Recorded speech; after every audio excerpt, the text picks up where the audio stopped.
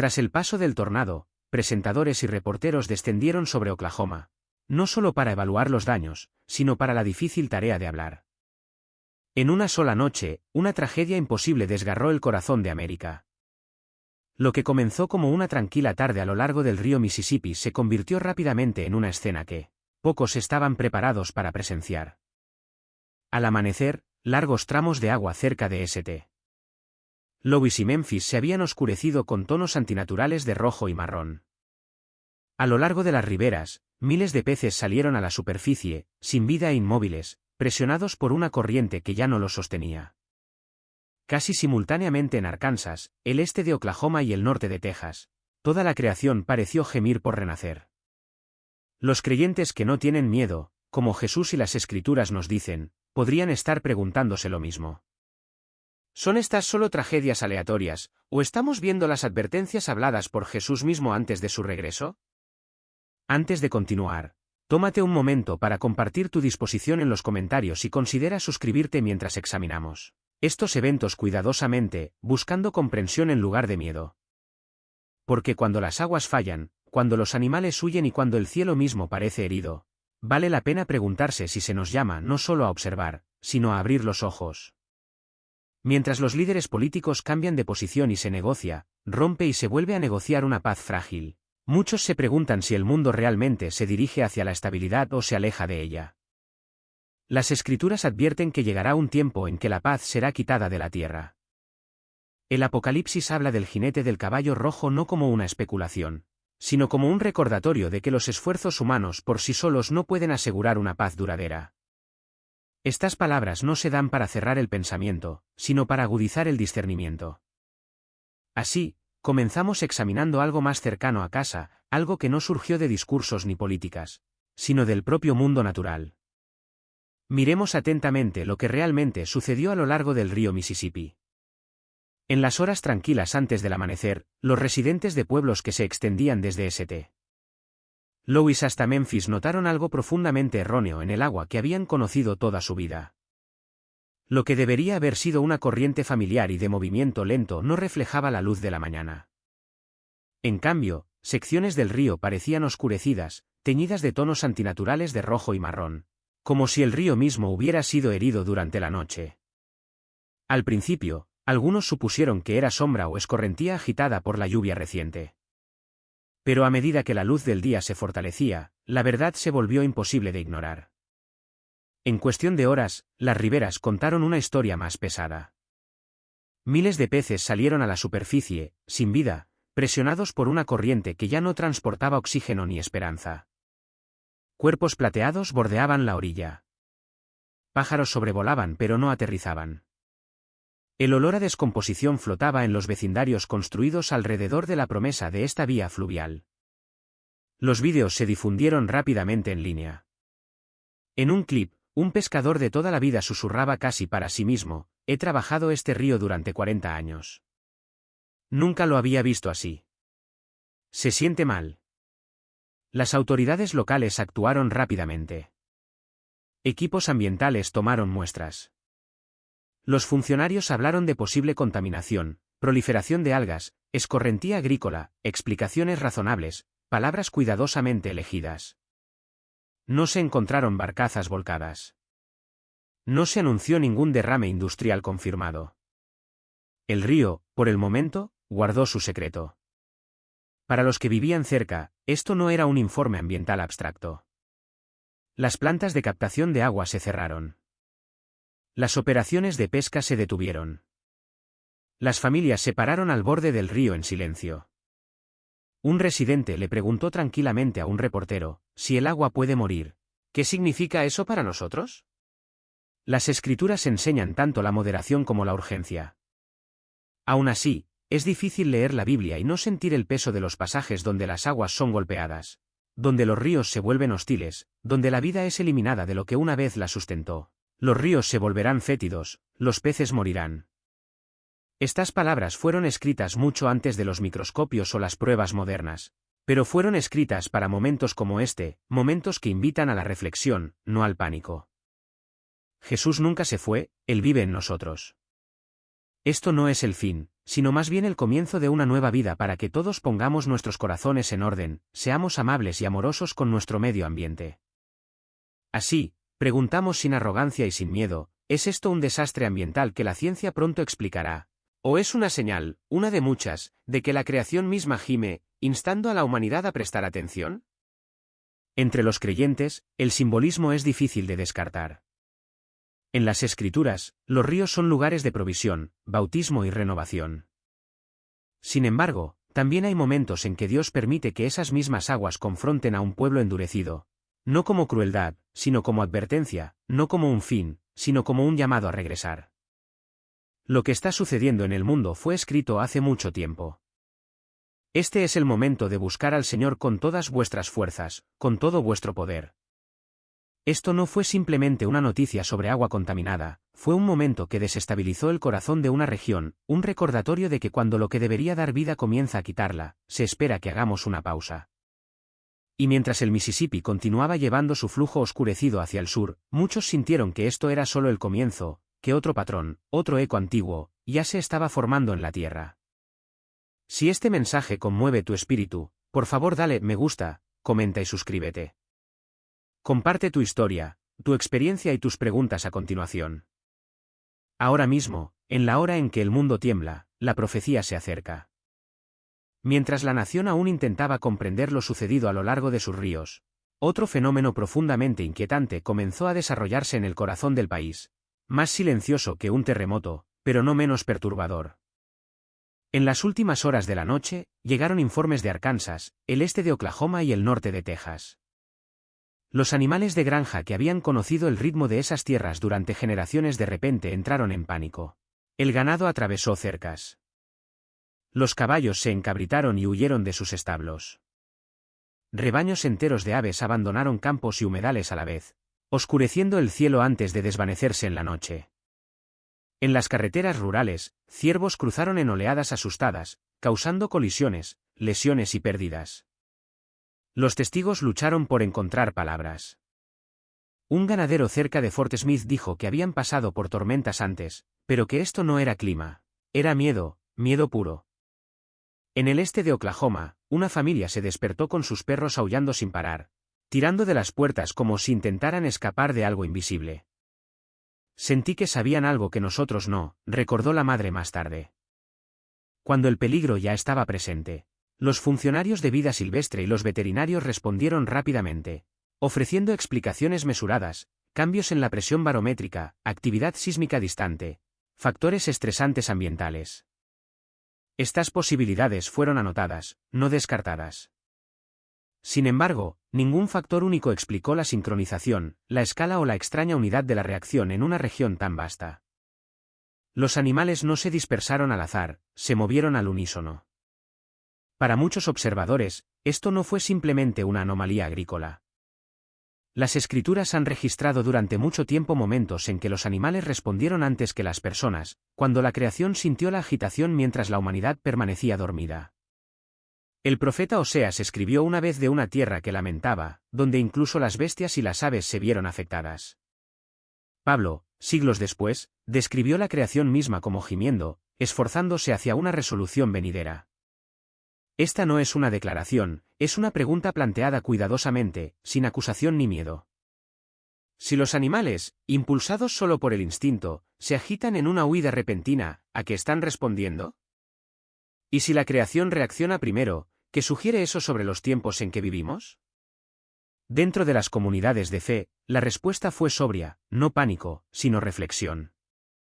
Algunos pastores recordaron a sus congregaciones que en la historia bíblica, los animales entraron en el arca antes de que subieran las aguas del diluvio, no porque entendieran el juicio, sino porque obedecieron una advertencia escrita en su naturaleza.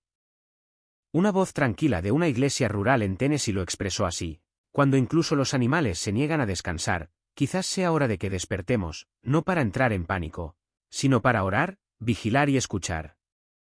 Ya sea que la ciencia explique pronto la causa, o que esto siga siendo uno de muchos momentos inexplicables, la imagen perdura: cercas rotas, cielos vacíos de pájaros, carreteras llenas de vida en fuga. Y en esa imagen, resuena un recordatorio gentil pero urgente: la creación se mueve primero. La pregunta es si la humanidad la seguirá con sabiduría. Incluso mientras la nación luchaba por procesar lo que ya había sucedido, las señales no se desvanecieron. En cambio, tomaron una forma que no cayó de la tierra ni del agua, sino del cielo mismo. En los días siguientes, un violento sistema de tormentas azotó partes de Kansas, el sur de Missouri y el norte de Oklahoma. Al principio, los meteorólogos lo describieron como severo pero familiar: truenos, vientos fuertes, granizo. Sin embargo, cuando llegó la tormenta, lo que golpeó la tierra fue cualquier cosa menos ordinario. El hielo cayó en ráfagas pesadas, grande, destructivo y teñido de un rojo profundo e inquietante. Los residentes observaron cómo el granizo destrozaba parabrisas, atravesaba tejados y aplastaba cultivos. Pero fue lo que sucedió después de que pasó la tormenta lo que dejó a la gente parada en silencio. A medida que el hielo se derretía, agua carmesí corría por las calles y se acumulaba en los campos, tiñendo la tierra que había alimentado a las familias durante generaciones. Un agricultor cerca de Wichita se arrodilló y se frotó el hielo que se derretía entre los dedos, diciendo suavemente: «He pasado malas tormentas toda mi vida. Nunca he visto granizo sangrar». Los servicios de emergencia documentaron daños generalizados. Los graneros se derrumbaron. El ganado resultó herido. Se destruyeron secciones enteras de trigo de invierno en minutos.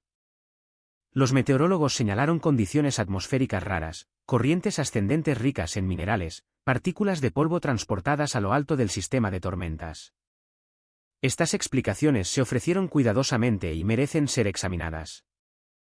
Aún así, incluso los funcionarios admitieron que la coloración era muy inusual. Los testigos hablaron con moderación, no con histeria. Una madre en Joplin, Missouri, dijo: «Mis hijos me preguntaron por qué la lluvia era roja. No sabía qué decirles».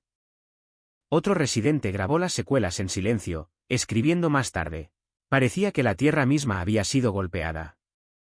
Para aquellos que conocen las escrituras, la imaginería era imposible de ignorar, pero no algo que reclamar a la ligera.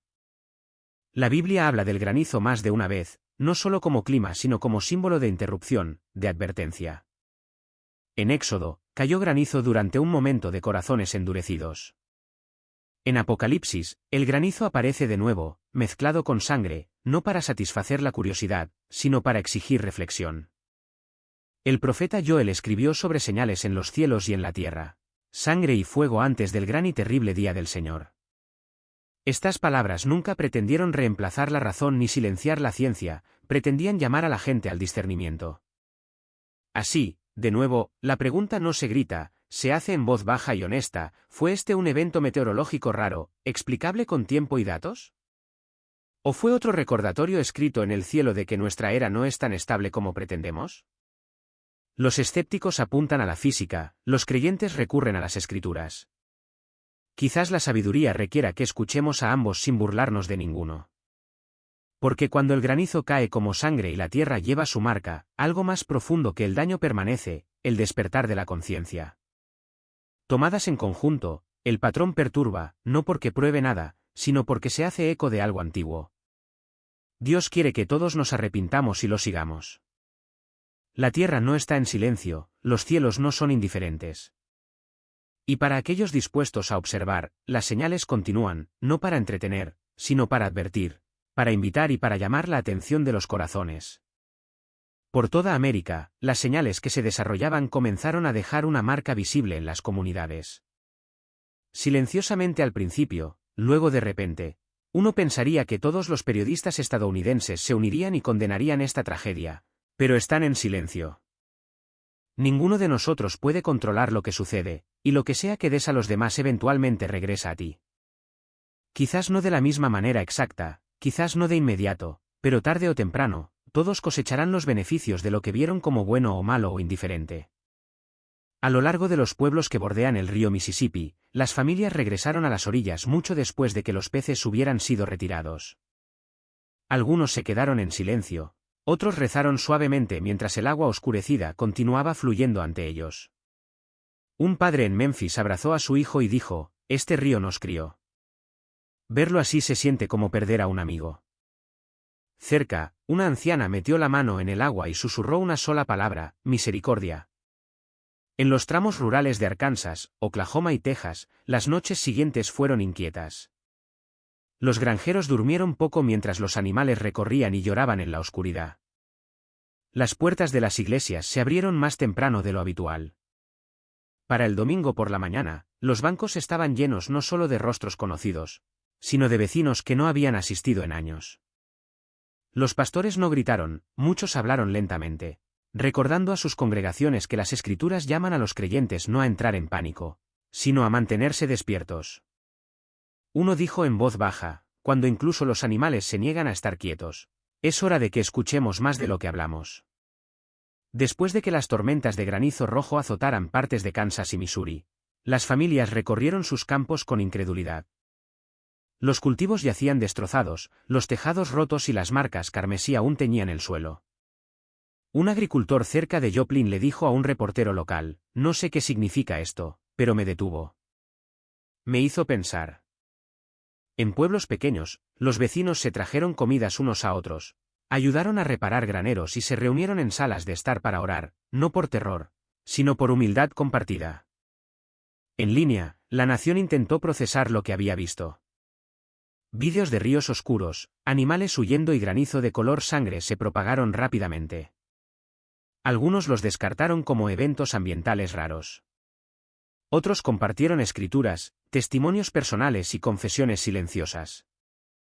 Los debates fueron ruidosos, pero debajo de ellos corría una corriente más profunda, una inquietud de que algo fundamental había sido alterado.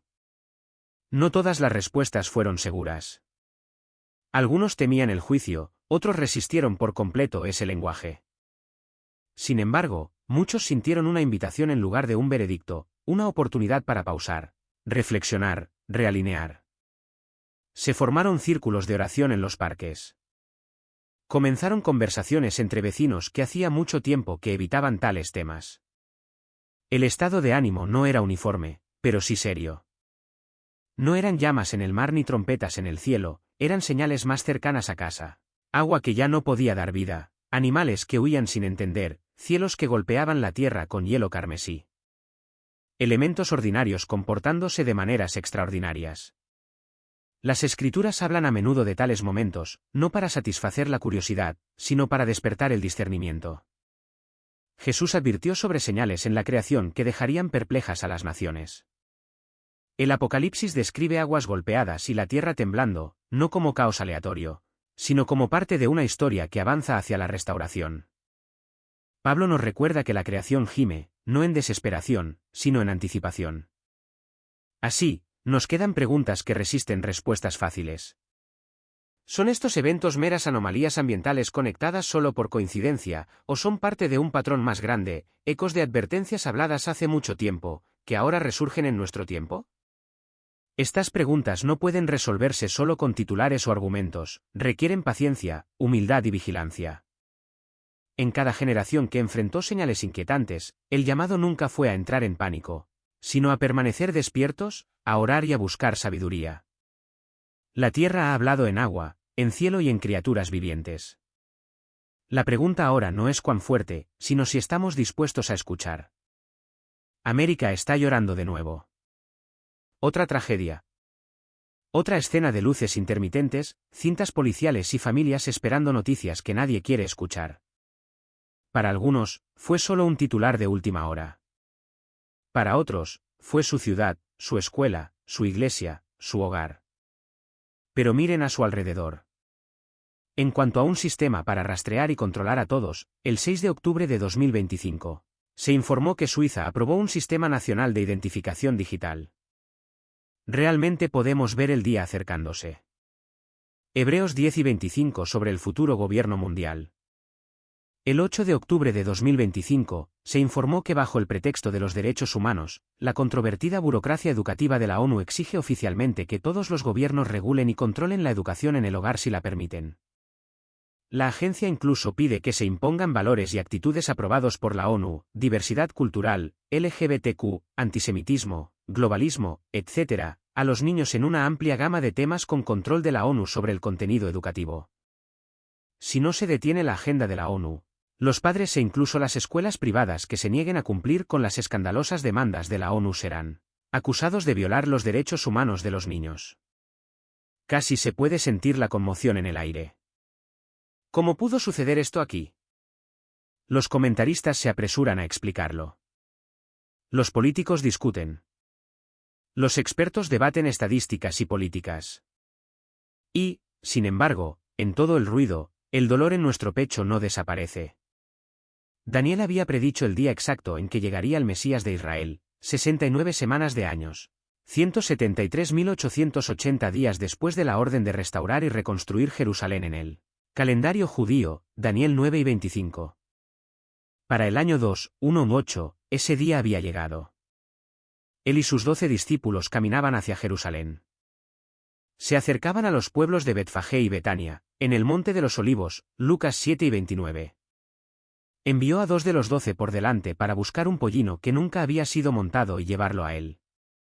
Encontraron el pollino, lo llevaron a Jesús, pusieron sus vestiduras sobre el pollino, sentaron a Jesús sobre él, y él cabalgó hasta la cima del monte y comenzó a descender hacia Jerusalén. Para entonces, una multitud se había reunido. Algunos extendieron sus mantos en el camino para que el burro caminara sobre ellos, y muchos comenzaron a gritar y cantar: «Bendito el Rey que viene en el nombre del Señor. Paz en el cielo y gloria en lo más alto». Había fariseos en la multitud, y le pidieron a Jesús que reprendiera a la gente.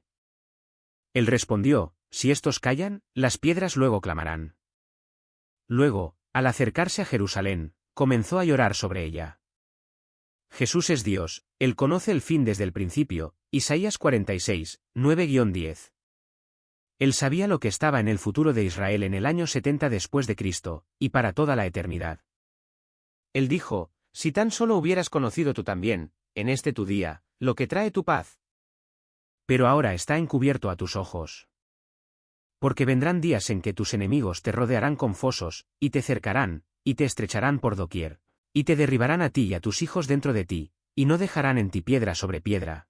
Porque no conociste el tiempo de tu visitación». Lucas 19, 42-44. ¿Por qué?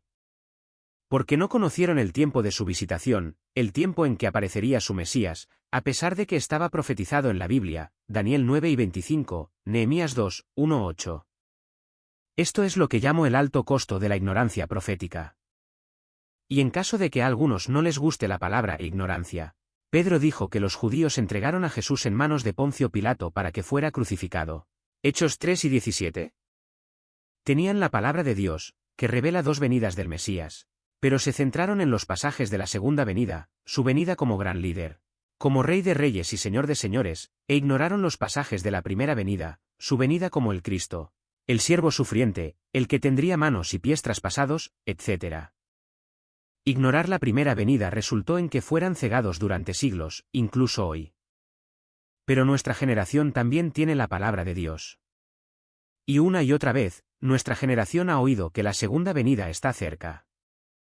Pero muchos de los líderes religiosos de hoy la están ignorando. Dios conoce sus corazones y pensamientos. Y me pregunto si habrá un costo por la ignorancia profética voluntaria. Aquí hay algunos eventos recientes que me hacen creer que el fin de la era está cerca.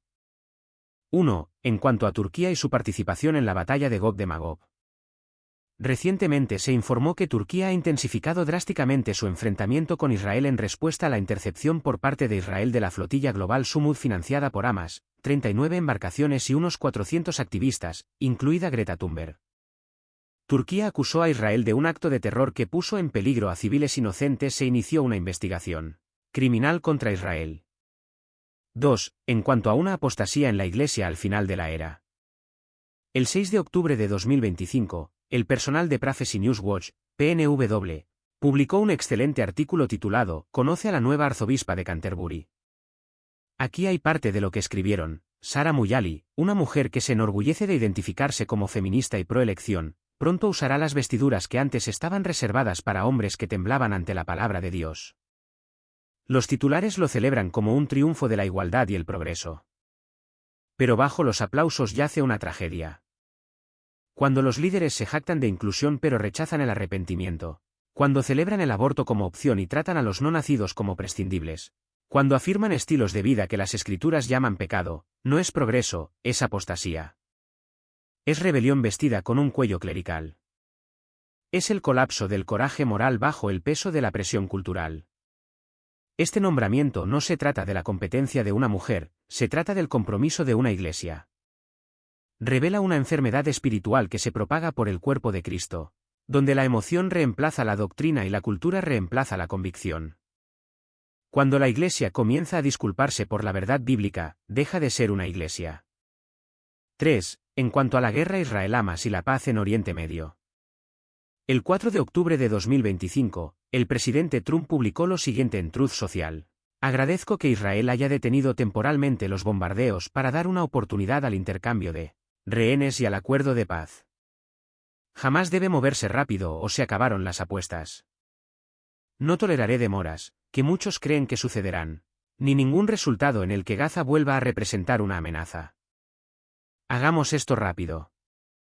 Todos serán tratados con justicia. Todos estaban unificados en querer que esta guerra terminara y ver la paz en Oriente Medio. Durante los últimos años, los cristianos con mentalidad profética han sido atacados frecuentemente por grupos liberales por ser hostiles al medio ambiente.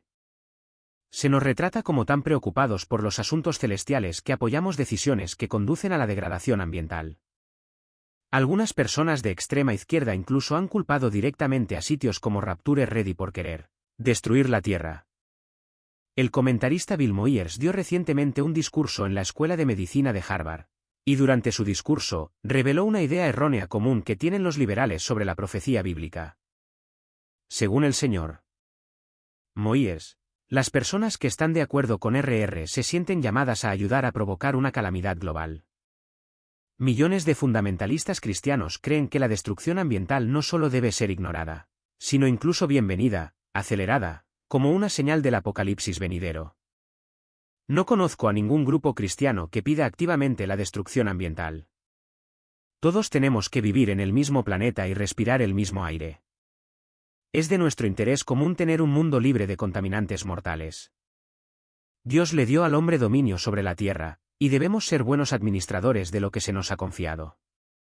Si los fundamentalistas somos menos optimistas sobre las cuestiones ambientales que Moyers, es porque somos conscientes del destino final de la Tierra, la falacia del movimiento ambientalista. El ambientalismo que vemos hoy tiene raíces en los movimientos conservacionista y preservacionista anteriores. Líderes como Theodore Roosevelt y Gifford Pinchot temían que estuviéramos agotando nuestros recursos naturales. Roosevelt ayudó a establecer varios parques y reservas federales a partir de la década de 1960. Los activistas añadieron una teología neomarxista a diversas preocupaciones ecológicas, creando el movimiento ambientalista moderno. Estas visiones utópicas que los ambientalistas intentan transmitir hoy tienen poco que ver con salvar la Tierra. Sus puntos de vista sobre cuestiones ambientales están fuertemente ligados a agendas políticas y a menudo son contraproducentes para las causas que afirman representar. Una de sus afirmaciones más erróneas es la idea de que la tecnología ha reducido nuestra calidad de vida. Creen que si pudiéramos retroceder el tiempo a los días anteriores a la industrialización, encontraríamos ese mundo utópico. Cualquier examen justo de la historia revelará que la innovación ha sido muy beneficiosa para la humanidad. Los avances en la ciencia son directamente responsables de mejoras sin precedentes en la salud humana, la nutrición y la esperanza de vida. La esperanza de vida no pasó de 45 años en la Edad Media a 77 años hoy por los venenos de los productos químicos artificiales. Visité varios sitios web ambientalistas y descubrí que la mayoría están obsesionados con asignar culpas y estar siempre en oposición en temas candentes. Grupos como Greenpeace, el Sierra Club, el Natural Resources Defense Council, el Environmental Defense Fund y el Ruckus Society se especializan en resaltar los problemas y no ofrecer soluciones. Si tomaran una postura sobre un tema espinoso, tendrían que comprometerse con una solución viable. A veces, se requiere la sabiduría de Salomón para encontrar una resolución a un dilema ambiental que equilibre las necesidades del hombre frente a la protección de la naturaleza. Excentricidad nuclear. La energía nuclear es un muy buen ejemplo de cómo el movimiento ambientalista utiliza alegaciones pseudocientíficas para ganar apoyo. Dado que la mayoría de la gente no entiende cómo funciona la energía atómica, es fácil que los ambientalistas utilicen tácticas de miedo para oponerse al público a todo lo relacionado con lo nuclear. El historial de seguridad de la energía nuclear puede hablar por sí mismo.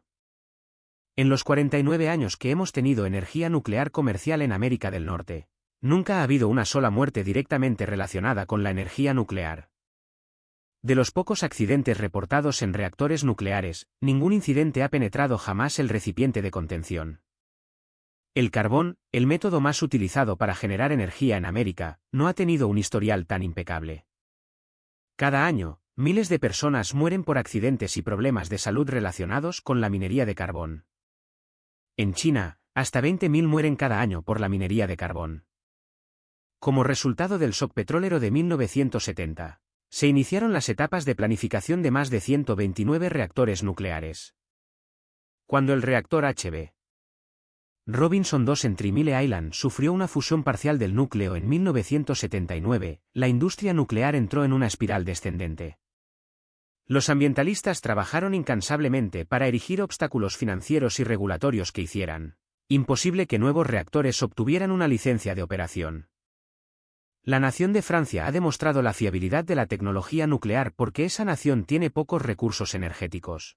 El gobierno francés siguió adelante con su programa atómico. Actualmente, Francia obtiene el 75% de su electricidad de la energía nuclear. Francia es también el mayor exportador de electricidad del mundo. Ahora que el calentamiento global se ha convertido en una gran preocupación, uno pensaría que los ambientalistas estarían dispuestos a convertir el Gran Cañón en una mina de uranio para reducir las emisiones de dióxido de carbono.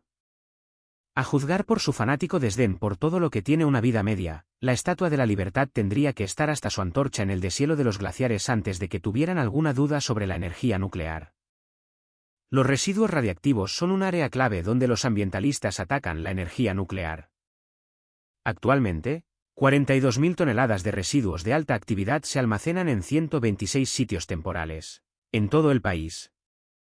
Este material simplemente se acumula porque la burocracia ambiental ha impedido la construcción de una instalación de almacenamiento a largo plazo. Durante los últimos 28 años, el Departamento de Energía de EU ha estado preparando un sitio en Yucca Mountain, en Nevada, para que sea el lugar de descanso permanente de los residuos nucleares de la nación. Yucca Mountain está ubicado en un desierto remoto en el condado de Nye, Nevada. Está a unas 100 millas al noroeste de Las Vegas. El proyecto ha costado hasta ahora $7.000 millones, y no estará abierto hasta 2012 como muy pronto.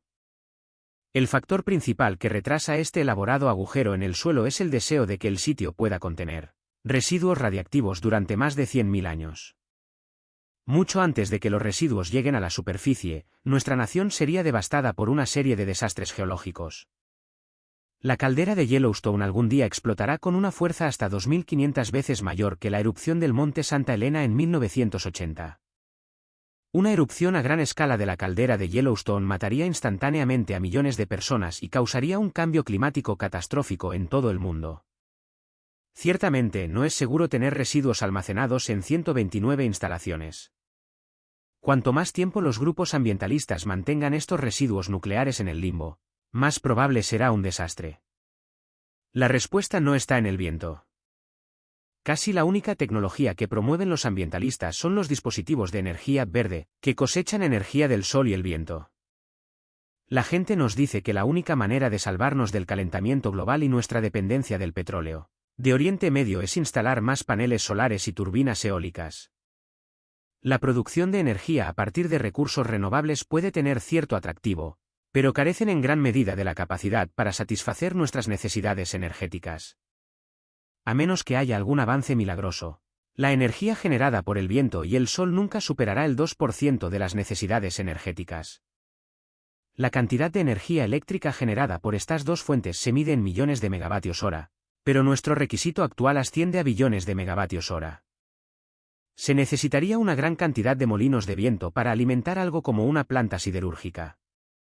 La energía solar puede tener un uso limitado en estados soleados como Arizona, pero nunca funcionará para la mayoría de los otros estados.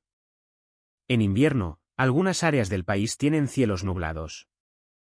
Aquí en Nebraska, el cielo está nublado aproximadamente entre el 60% y el 70% del tiempo. El bajo ángulo del sol y la temperatura promedio más fría son otro problema. La energía eólica también tiene inconvenientes. Solo podemos producir energía a partir de una brisa que cae dentro de un cierto rango. Demasiado viento, y la turbina tiene que apagarse. Si no hay suficiente viento, las aspas no girarán. Siempre está el problema de la contaminación acústica. Hay una granja eólica cerca de mi ciudad natal de Storm Lake, Iowa. Cada vez que estoy en esa región, puedo escuchar el sonido de silbido producido por las turbinas a una milla de distancia. Me volvería loco lentamente si tuviera que escuchar constantemente ese ruido. La energía verde también tiene un alto costo de mantenimiento. Las células solares se ensucian o se desgastan, y las turbinas eólicas se rompen por la exposición a los elementos. El pecado es el problema central. Por mucho que los ambientalistas intenten salvar la Tierra, sus esfuerzos fracasarán por completo. La Biblia predice que durante la hora de la tribulación, el mundo llegará a una ruina casi completa. La destrucción será tan generalizada. El profeta Isaías advirtió, al abordar solo los síntomas de las fechorías del hombre, los ambientalistas no hacen nada para corregir el problema raíz, el pecado. Sin el poder transformador de Jesucristo, el medio ambiente se resignará a su destino determinado. Dios ha dado una clara advertencia de cómo la transgresión de su ley conducirá a un juicio generalizado. Si los ambientalistas quisieran hacer algo bueno y duradero, harían bien en dedicar su energía a evangelizar almas perdidas. Incluso la naturaleza misma está bajo la maldición del pecado. Cuando Adán cayó, el mundo animal cayó con él. Por mucho que nos gusten nuestras adorables criaturas, nunca debemos olvidar su estado caído. Un tipo que no se dio cuenta de este hecho terminó siendo devorado por un oso al que intentaba salvar. De regreso a Babilonia. Estoy firmemente en contra de que los cristianos abracen el movimiento ambientalista. Es fácil identificarse con el deseo de salvar la tierra. Desafortunadamente, los diseñadores de este movimiento tienen una agenda política que pocos cristianos verdaderos encontrarían compatible con la Biblia. El verdadero objetivo del movimiento ambientalista es atraer al mundo a un cuerpo central que establecería las reglas. Este plan es parte del complot maestro del diablo para recrear el tipo de control que tuvo durante el tiempo del Imperio Babilónico. La única forma de volver a Babilonia es impulsar la unidad mundial. El movimiento ambientalista es un disfraz perfecto porque pide a las naciones que renuncien a su soberanía por una causa aparentemente beneficiosa para todas las naciones. Recientemente, un grupo de conocidos líderes evangélicos cayeron en esta artimaña al decidir respaldar una iniciativa para luchar contra el calentamiento global. El trabajo principal de un líder cristiano es guiar a las almas perdidas hacia la redención. Solo puedo preguntar dónde la Biblia insinúa siquiera que salvar las ballenas y luchar contra el calentamiento global son parte de la Gran Comisión. El manejo de problemas ambientales debe dejarse a los políticos. En mi opinión, cualquier predicador que decida involucrarse en cuestiones ambientales es como un cirujano de corazón que de repente deja una operación para arreglar un inodoro tapado. Una nueva tierra. En 2 Pedro, se nos dice que algún día la tierra sufrirá una renovación ardiente. Toda la naturaleza y todo lo que el hombre ha creado serán completamente destruidos. Pero el día del Señor vendrá como ladrón en la noche, en el cual los cielos pasarán con grande estruendo, y los elementos ardiendo serán deshechos, y la tierra y las obras que en ella hay serán quemadas. Puesto que todas estas cosas han de ser deshechas, ¿cómo no debéis vosotros andar en santa y piadosa manera de vivir? 2 Pedro 3, 10-11. Sé que los ambientalistas se indignarían ante la idea de una tierra reacondicionada como la solución definitiva a todos los problemas ecológicos. Si el mundo va a ser disuelto, no hay necesidad de que nos apeguemos demasiado a él. El único problema duradero es si cada uno de nosotros estará presente para ver el día en que el león y el cordero yacen juntos y cada arroyo corre cristalino con agua pura. Sabiendo que la tierra finalmente será puesta en orden, debemos preocuparnos por la preservación de nuestras almas eternas. Porque, ¿qué aprovechará al hombre si ganare todo el mundo, y perdiere su alma? ¿O qué recompensa dará el hombre por su alma? Mateo 4:26. Los cristianos viven en uno de los tiempos más emocionantes de la historia del mundo. No puedo imaginar un momento más emocionante, a menos que fuera durante los días del nacimiento de Jesús, su predicación y milagros, su muerte, sepultura, resurrección y ascensión, y el comienzo de la Iglesia. Pero en mi opinión, No hace falta decir que nuestra generación, más que cualquier otra generación desde los días del nacimiento de Jesús, está viendo cómo se prepara el escenario para el cumplimiento de muchas profecías en la Biblia. El 9 de febrero de 2025, tras una visita de una semana a los reuniones con el presidente Trump y otros dignatarios y funcionarios estadounidenses, el primer ministro de Israel resumió su visita de la siguiente manera: la visita fue un punto de inflexión histórico para el Estado de Israel. Se refería al apoyo innegable de Trump a Israel, al hecho de que Trump está comprometido a impedir que Irán obtenga armas nucleares, al hecho de que Trump sugirió una idea diferente, que se hiciera cargo de Gaza para el día después de que Hamás sea derrotado. En mis palabras, Netanyahu dijo, la reelección de Trump es un punto de inflexión histórico. Netanyahu dijo que el sistema iraní de fuerzas proxy, que había rodeado cada vez más a Israel desde varios lugares, se ha roto. Lo hemos destrozado mucho. Los maestros de profecía bíblica han estado esperando un punto de inflexión en el trato de Dios con Irán. Durante mucho tiempo, Ezequiel 38 a 39. Quizás ese punto de inflexión finalmente ha llegado. Si es así, es una clara señal de que la historia ha llegado a los años finales y los últimos días, Ezequiel 38, 8, 16. Las realidades y tendencias económicas definitivas se alinean con las predicciones bíblicas de cómo serán las cosas al final de la era. Una dinámica específica y poderosa está impulsando a toda la humanidad hacia el abismo del fin de los tiempos, que Jesús llamó la Gran Tribulación. Juan el Revelador dio, a través de la inspiración directa de Jesucristo, profecía sobre el estado de la economía del planeta Tierra durante el tiempo más terrible de la historia. Y cuando abrió el tercer sello, oí a la tercera criatura viviente que decía, ven y ve. Y miré, y he aquí un caballo negro, y el que lo montaba tenía una balanza en la mano. Y oí una voz de en medio de las cuatro criaturas vivientes, que decía, una medida de trigo por un denario, y 3 medidas de cebada por un denario, y tú, no dañes el aceite ni el vino. Apocalipsis 6, 5-6. El ominoso llamado para que el jinete del caballo negro galope anuncia un futuro de hambruna mundial, de muerte por inanición para millones. Al mismo tiempo, habrá grandes riquezas. El vino fluirá suntuosamente, y habrá abundancia de opulencia medicinal y de otro tipo para vivir lujosamente. Sin embargo, la profecía indica una división catastrófica entre los que tienen y los que no tienen. Los ricos se harán más ricos y no carecerán de nada, mientras que el resto del mundo se hundirá más profundamente en la hora más oscura de depresión de la historia de la Tierra. Futuro económico de la Tierra. Si esta generación se encuentra dentro del marco temporal general de la era justo antes de la segunda venida de Cristo, entonces quienes creemos en la Biblia como la palabra inherente de Dios tenemos la seguridad de que podemos ver las señales de la temporada que conduce al fin. Jesús dijo, como se registra en Marcos 1 y 37, lo que digo a uno, lo digo a todos. Velad. Añadió además, y cuando estas cosas comiencen a suceder, enderézate y levanta la cabeza, porque tu redención se acerca. Lucas 9 y 28.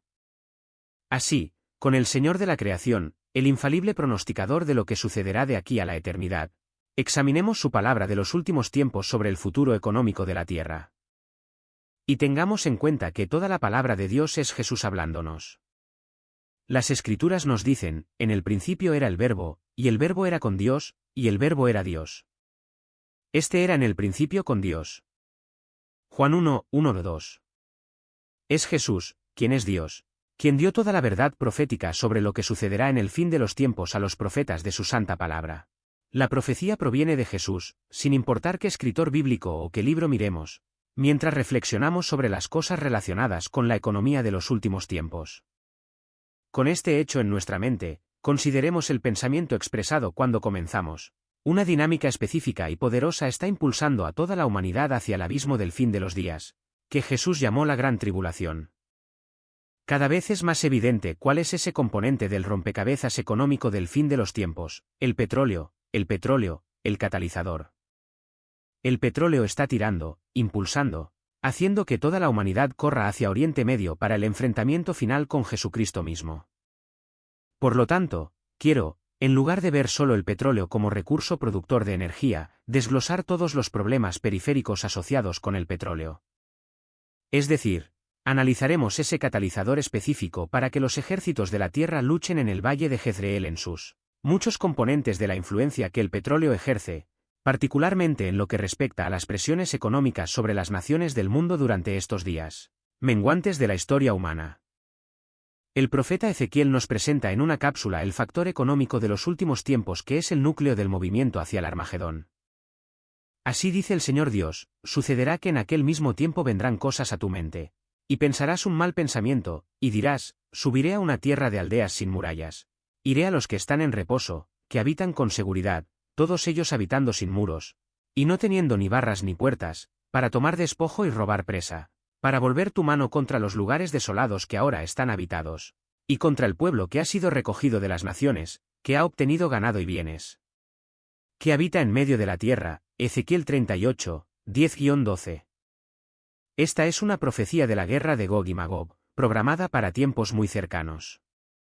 Algunos estudiantes de profecía creen que podría tener lugar antes del rapto, algunos creen que podría coincidir con el rapto, y otros creen que el asalto de Gog y Magog hacia Oriente Medio contra Israel podría tener lugar dentro de la 70ª semana de Daniel, la tribulación.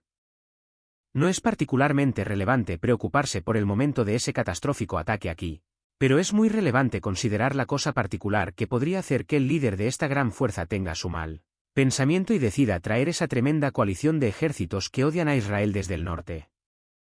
Creo que cada vez es más claro cuál será probablemente ese factor. El petróleo es el único producto básico en el planeta Tierra que podría alcanzar el grado de importancia que constituiría el gran botín mencionado varias veces en el ataque de Gog y Magog profetizado por Ezequiel. No puede ser mera coincidencia que la región de Oriente Medio sea donde el planeta era más exuberante, el lugar donde se colocó el jardín del Edén. Si el petróleo es, como creen la mayoría de los científicos, principalmente vegetación descompuesta y materia animal descompuesta, entonces esta es la zona donde podríamos esperar los mayores depósitos de la sustancia que llamamos petróleo.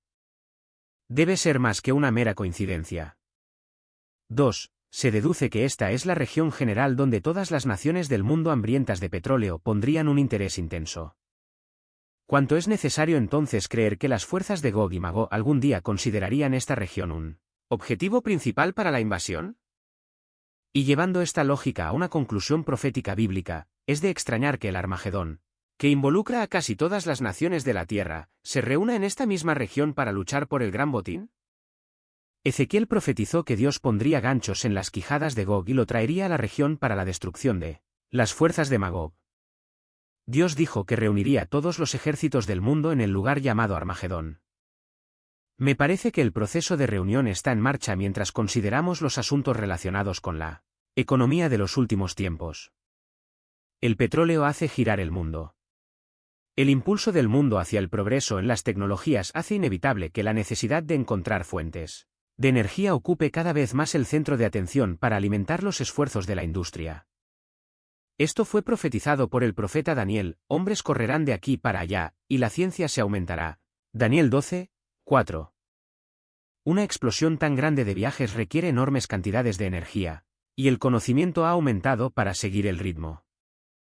El agotamiento de los recursos de petróleo crudo y de las refinerías ha aumentado casi exponencialmente a medida que el conocimiento necesario para producir las maravillas modernas del transporte en las que vamos y venimos. La única área dolorosamente obvia en la que esta generación no ha logrado un logro asombroso es en la creación de energía alternativa viable a la disponible a través de combustibles fósiles. Nuevos clientes sedientos más suministro menguante igualan problemas de tipo apocalíptico. Veremos a los clientes más nuevos alineándose en los menguantes pozos de petróleo. Pero primero, reflexionemos un poco sobre cómo el petróleo tiene un impacto en la vida solo en América. América, el mayor productor de tecnologías que aseguró el tremendo progreso de los siglos pasados, continúa siendo el mayor consumidor de recursos petroleros en todo el mundo. América produjo la mayor parte de sus propias necesidades energéticas durante la era de mediados del siglo XX.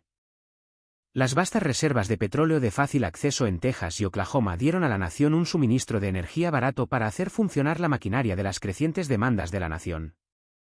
El agotamiento de esos campos y la posterior búsqueda de nuevos proveedores de petróleo llevaron a E.U. y al mundo a canales geopolíticos que pocos previeron. Desde que experimentamos la epifanía de que, de hecho, el petróleo es un recurso finito, América y el mundo se han sentido poderosamente atraídos por Oriente Medio. Israel, la clave. Se han producido tantas reconfiguraciones desde finales de la década de 1950 que se necesitarían volúmenes enteros para cubrir el asunto, no un solo artículo. La conclusión fundamental a considerar es que las reconfiguraciones que han tenido lugar han girado en torno a la relación de América con la nación elegida por Dios, Israel. La relación ha parecido ser tanto una bendición como una maldición. El papel de América como partera del nacimiento del Israel moderno abrió nuevas vías de mercados económicos. La protección de del Estado infantil, que rápidamente se convirtió en el más poderoso de la región, dio a presencia en la región del planeta con las reservas de petróleo más profundas. Estas eran necesarias para asegurar que los poderosos motores de la productividad occidental continuaran funcionando. Las realidades geopolíticas e industriales de la época aseguraron a América un lugar entre los principales actores de la región con la influencia para mantener el flujo de petróleo. La familia real saudita poseía las claves de la mayor cantidad de oro negro. Necesitaban, y necesitan hasta el momento, la poderosa protección militar de América.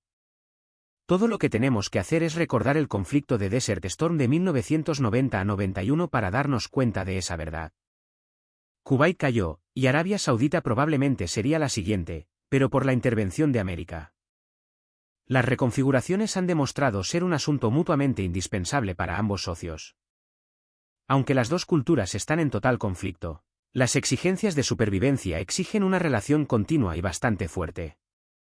Los acuerdos de seguridad han dado lugar simultáneamente a situaciones de extraños compañeros de cama. Una de ellas surgió recientemente de manera preocupante cuando América y los saudíes anunciaron la probabilidad de que venda armamento avanzado a Arabia Saudita con el propósito de su protección. Si bien esto es una fantástica ventaja económica para la industria armamentista estadounidense, es potencialmente un corte en la relación de estar unidos de por vida entre América e Israel. La familia real de Saud debe tener la fuerza de América para sobrevivir, incluso con su propia capacidad militar aumentada.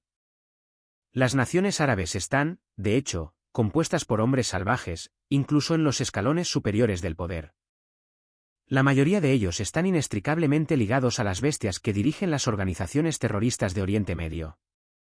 Un ejemplo es el dictador sirio Bashar al-Assad, quien permite que todas las principales organizaciones terroristas de la región tengan su sede en Damasco.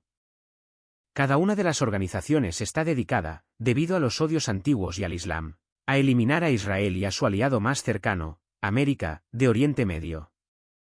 También odian a la familia real saudita, considerándolos aliados de los infieles, de todos los que no cumplen plenamente con las leyes del Corán. Israel observa con incomodidad la relación estadounidense-saudí y se pone muy nerviosa ante la idea de que las armas más avanzadas y sofisticadas del planeta puedan caer en manos de musulmanes. Jugadores del fin de los tiempos. Los asuntos económicos del fin de los tiempos cobran aún más relieve al pensar en los jugadores más nuevos en el peligroso juego de quien controla los pozos de petróleo de Oriente Medio y del mundo. El dragón mecanizado. El precio del petróleo sigue subiendo mientras un monstruo industrial recién despertado se acerca a beber de los pozos de líquido negro de la Tierra para saciar su creciente sed. China, la civilización más antigua de la Tierra, tiene una población de 1.300 millones y sigue creciendo. Eso la hace aproximadamente 5 veces más grande en población que Estados Unidos. Tiene la segunda economía más grande del mundo, y según los expertos, está creciendo económicamente a un ritmo 4 veces más rápido que el de América. China tiene el 22% de la población mundial, pero solo el 7% de la masa terrestre de la Tierra. Esto, considerando la tasa de crecimiento de esa nación y su reputación de comportamiento agresivo, no augura un futuro pacífico para el planeta Tierra. Esto es cierto en parte porque menos del 10% de la tierra de China es cultivable. Se informa que la tierra cultivable está disminuyendo a razón de unas 750.000 acres por año, debido a la urbanización, la erosión y otros factores. Casi con toda seguridad buscarán cada vez más hacia el norte y el oeste para expandirse. Esperen que esta mentalidad expansionista del liderazgo de China sea la fuente de rumores de guerra en los próximos años. El crecimiento de la nación significa que sus necesidades energéticas se están disparando. China ya es el mayor usuario de petróleo después de Estados Unidos, y su necesidad de petróleo ha aumentado más del 50% en la última década. La demanda augura problemas. Esto habla directamente de la economía del fin de los tiempos que se está desarrollando. Es la demanda casi increíble de petróleo lo que augura una crisis de proporciones aterradoras.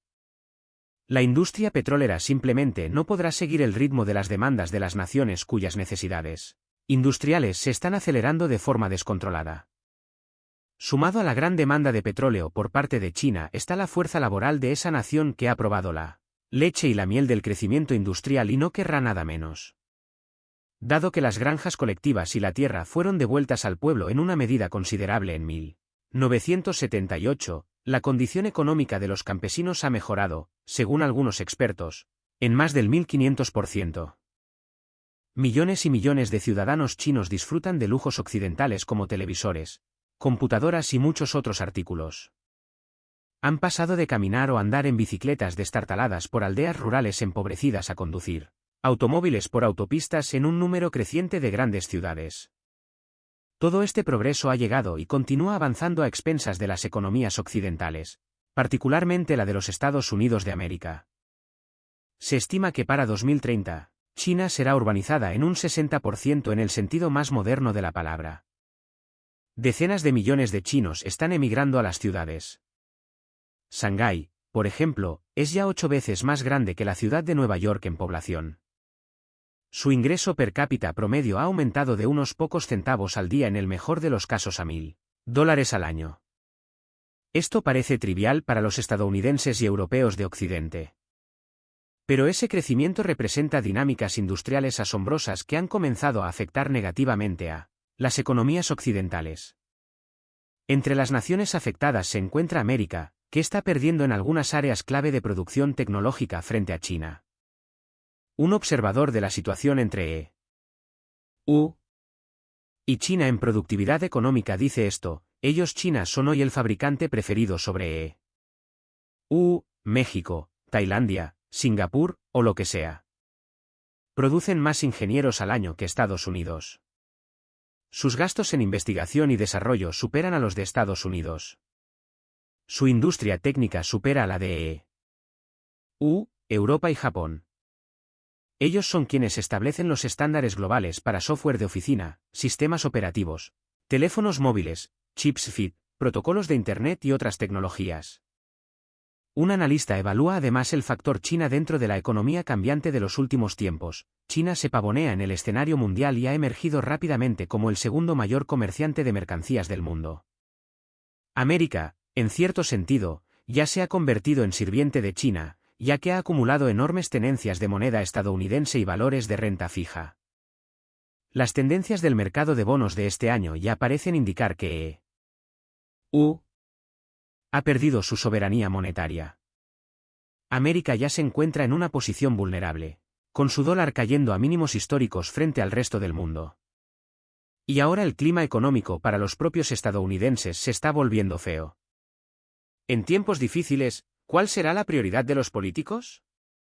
¿Mantener felices a los votantes, precios más bajos del petróleo, o seguir apoyando a Israel?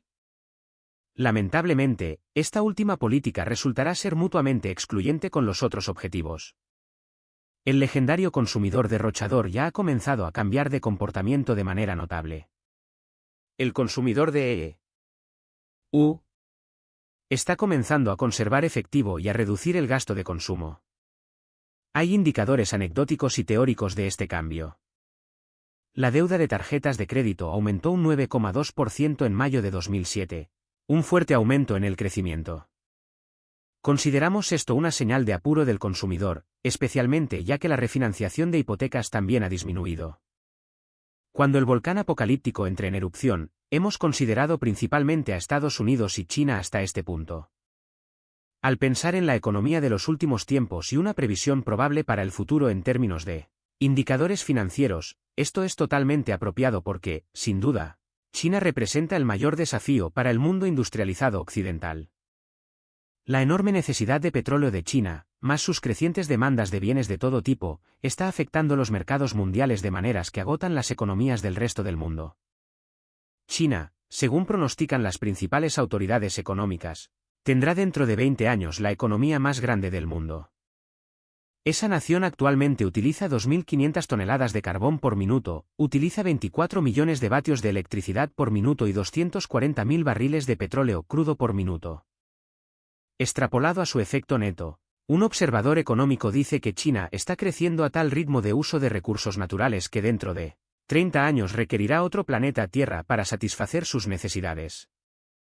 La relación de ingresos de China desde América con la salida de dinero hacia EU es asombrosa en sus implicaciones. 50.000 millones de dólares anuales, eso es más de 150 millones de dólares por día, fluyen actualmente de América a China. China ha atraído más capital de inversión extranjera en 5 años que Japón en los 50 años transcurridos desde la Segunda Guerra Mundial. Esa nación posee, según una autoridad económica, tantos instrumentos de deuda de América que si China los vendiera en el mercado mundial, América estaría en bancarrota en unos 17 minutos. La conclusión de todas estas cosas preocupantes sobre la gran nación dragón es que su economía la ha catapultado repentinamente a una posición poderosa en el escenario mundial. Es el petróleo lo que impulsa su industria masivamente creciente, al igual que el petróleo impulsa la industria de América y otros países occidentales. Es la fuerza económica lo que está llevando a todos estos actores a un enfrentamiento en algún momento futuro. La palabra de Dios llama a ese enfrentamiento Armagedón. Cuando explote el volcán del fin de los tiempos, se producirán reconfiguraciones a un ritmo cuántico. Mientras América lucha por recuperar el equilibrio fiscal y el equilibrio cultural social, cada vez estoy más convencido de que la cima explotará del volcán cuando ocurra el rapto de la Iglesia. Tendrán que suceder muchas cosas de inmediato. Las condiciones lo exigirán. La base impositiva de América estará en ruinas, y se buscarán y asegurarán formas de reorganizar la producción de ingresos de la nación. Podrían tener que emplearse la ley marcial y medios draconianos para asegurar el cumplimiento por parte de la ciudadanía. Dado que millones de trabajadores estadounidenses que proporcionaban el corazón de la base impositiva habrán desaparecido, el liderazgo de la nación probablemente buscará reconfiguraciones inmediatas con Europa, que no se verá tan gravemente afectada. Se crearán nuevos dispositivos monetarios de transferencia electrónica de fondos para hacer frente a las necesidades inmediatas en los mercados financieros. Se buscarán reconfiguraciones dinámicas con dictaduras de Oriente Medio para asegurar el flujo continuo de petróleo hacia Occidente. Esto será absolutamente esencial debido a la negativa durante décadas por parte de los líderes del mundo occidental a avanzar con la exploración de combustibles fósiles o la investigación para encontrar y producir combustibles alternativos. Israel entrará en juego en las reconfiguraciones económicas de los últimos tiempos. Las naciones árabes, encabezadas por fanáticos islámicos que odian a Israel, harán demandas que Occidente no tendrá más remedio que aceptar si el petróleo ha de seguir fluyendo hacia el oeste. En última instancia, el petróleo se convertirá en una preocupación tan grande para todos los jugadores del mundo que todos considerarán el oro negro digno de una tercera guerra mundial. Un pronóstico desagradable, ¿verdad? Al contrario, una perspectiva muy agradable, no para el mundo actual en general, sino para aquellos que esperan el regreso del Rey de Reyes y Señor de Señores para instituir una nueva economía, infundida sobrenaturalmente, para el reinado de 1000 años de Cristo en este planeta recuperado. Existen dos tipos de virus con los que la mayoría de la gente está familiarizada: el tipo que enferma a las personas y el tipo que vuelve locos a nuestros ordenadores. Sin embargo, una tercera forma de virus es igual de contagiosa, un virus intelectual. En 1898, Friedrich Loeffler y Paul Froch encontraron pruebas de que la causa de la fiebre aftosa en el ganado era una partícula infecciosa más pequeña que cualquier bacteria. Esta fue la primera pista de la existencia de virus biológicos, entidades genéticas que se encuentran en el área gris entre los estados vivo y no vivo. Los virus dependen de las células huésped que infectan para reproducirse. Cuando se encuentran fuera de las células huésped, los virus existen como una capa de proteína o cápside. Se podría hacer una comparación general con el funcionamiento de una semilla. La cápside encierra ADN o ARN, que es el plano del virus. Mientras se encuentra en esta forma fuera de la célula, el virus es metabólicamente inerte. Una vez que una cápside se adhiere a una célula viva y expulsa su código de ADN o ARN, el virus germina y comienza su labor destructiva. El término virus informático se atribuye a Grace Hopper. Descubrió que una polilla había aterrizado entre los contactos de solenoide en la calculadora Mark II, una enorme computadora analógica en la Universidad de Harvard diseñada por Howard Aiken. Hopper retiró la polilla aplastada y anotó en su bitácora una entrada, junto con la polilla fijada a la página. Los virus informáticos no se convirtieron en un problema real hasta que las computadoras basadas en DOS comenzaron a proliferar. La estructura de archivos utilizada por estas máquinas hizo relativamente fácil que los creadores del virus Brain, en 1986, causaran estragos en los sectores de arranque de los disquetes. Los virus intelectuales VI no requieren ADN ni microchips para su transmisión. Pasan de una mente a otra a través de diversas formas de comunicación hablada o escrita. Lo que hace que estas ideas sean virus intelectuales es el hecho de que están equivocadas o no tienen un propósito significativo. Al igual que los otros dos virus, su único propósito es la autopropagación. Aquí hay 3 VI que podrían estar ocultos en algún lugar de su materia gris. Podría haber seleccionado de una larga lista de cuentos de viejas. Elegí estos 3 porque pueden ser verificados con un pensamiento de sentido común. 1. La Gran Muralla China es la única estructura hecha por el hombre que se puede ver desde el espacio. Lo que hace creíble este VI es la comprensión de que la Gran Muralla es la barrera más larga que el hombre ha creado. Sin embargo, la longitud no importa cuando se intenta ver algo desde el espacio que tiene solo unos pocos pies de ancho. Es mucho más fácil detectar algo como un lago artificial o una ciudad. Cualquiera que mire imágenes satelitales en Google Earth puede ver la dificultad de avistar la Gran Muralla China desde cualquier distancia. 2. Solo usamos el 10% de nuestro cerebro. Estudios de pacientes con daño cerebral sugieren que el daño en casi cualquier área del cerebro tiene efectos específicos y duraderos en las capacidades mentales, vegetativas y conductuales. Dado que el cerebro está dividido en la realización de ciertas tareas, no se puede decir que la mente solo huela, vea, saboree o sienta el tacto en el 10% de su capacidad. Supongo que lo que hace que este VI sea un pensamiento ilusorio es que todos tenemos una gran cantidad de capacidades mentales aún por desbloquear. 3. El agua drena en sentido horario en el hemisferio norte y en sentido antihorario en el hemisferio sur debido a la rotación de la Tierra. El factor principal que impulsa esa creencia es la acción de los ciclones meteorológicos, que siguen este patrón en ambos hemisferios. Los ciclones son guiados por la rotación de la Tierra y el efecto Coriolis resultante. La rotación de la Tierra es demasiado débil para afectar la dirección del agua que fluye por un desagüe. La dirección del flujo depende de la estructura de cada accesorio. Una prueba en algunos baños mostrará que el agua gira en ambas direcciones. Vandalismo de tu mente. Una de las razones principales por las que el error prolifera tan fácilmente es que la gente no se ofende mucho cuando se le proporciona información errónea. Me ofendo mucho cuando descubro que alguien me ha proporcionado información falsa. Siento como si mi mente hubiera sufrido vandalismo. Hace unos años, recibí un correo electrónico que contenía un enlace a una noticia que parecía tener una fuerte conexión con los eventos del fin de los tiempos. Agregué el enlace a la página de noticias de RR.